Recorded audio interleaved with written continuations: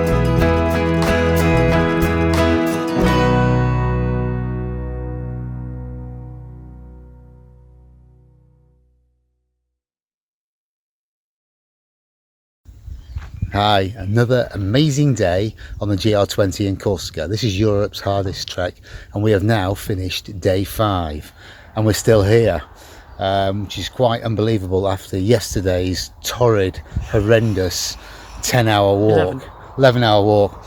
Today more manageable, but still very long. 8 hours, 9 hours, can't remember.